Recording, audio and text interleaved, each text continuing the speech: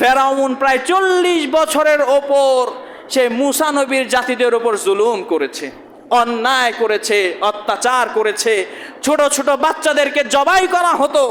এইভাবে প্রায় 40 থেকে 50 বছর ফেরাউন মুসা নবীর জাতির উপর জুলুম করেছে। সর্বশেষ সেই ফেরাউনের পতন হলো। নমরুদ এইভাবে মানুষদের উপর জুলুম করত, সেই জালেমেরও পতন হলো। যুগে যুগে যারা মানুষদের উপর জুলুম করেছে তাদের পতন হবে। এবং আল্লাহ রাব্বুল আলামিনের বাণী হলো, মান কুতিলা মাজলুমা ফাকাদ জাআলনা লিওয়ালিহি সুলতানা।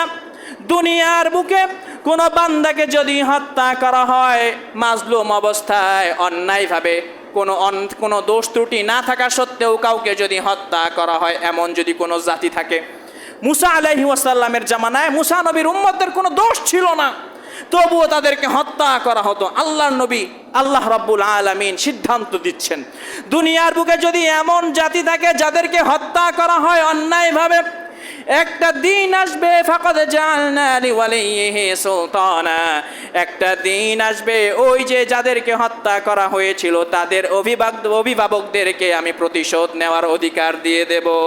ফালা ইউসরিফ ফিল কতল, তখন যেন তারা পাল্টা হামলা না করে, তারা যেন ক্ষমতা পেয়ে তারাও যেন আগের মতো হত্যাকাণ্ড না করে, তারা যেন ক্ষমতা পেয়ে তাদের মতো শৃঙ্খলা বিশৃঙ্খলা দুনিয়ার বুকে সৃষ্টি না করে। এই জন্য আমার ভাইয়েরা এই বিষয়গুলো মাথায় রাখতে হবে। আমাদের দেশ বর্তমানে শান্তি শৃঙ্খলার দিকে যাচ্ছে। এই সময়ে মানুষদের গাড়ি পুড়িয়ে দেওয়া, বাড়ি পুড়িয়ে দেওয়া যা হওয়ার বিগত সময় হয়েছে, এখন একটা সময় এসেছে এখন যেন এমন না হয় যে আমরা একজনের বাড়ি পুড়িয়ে দিচ্ছি। আল্লাহ রাব্বুল আলামিন বলছেন ফালা ইউসরিফ ফিল কতল, তারাও যেন অন্যায়ভাবে জুলুম না করে, তারা যাদেরকে আমি ক্ষমতা দিলাম তারাও যেন পাল্টা জুলুম না করে বসে, পাল্টা আক্রমণ না করে বসে।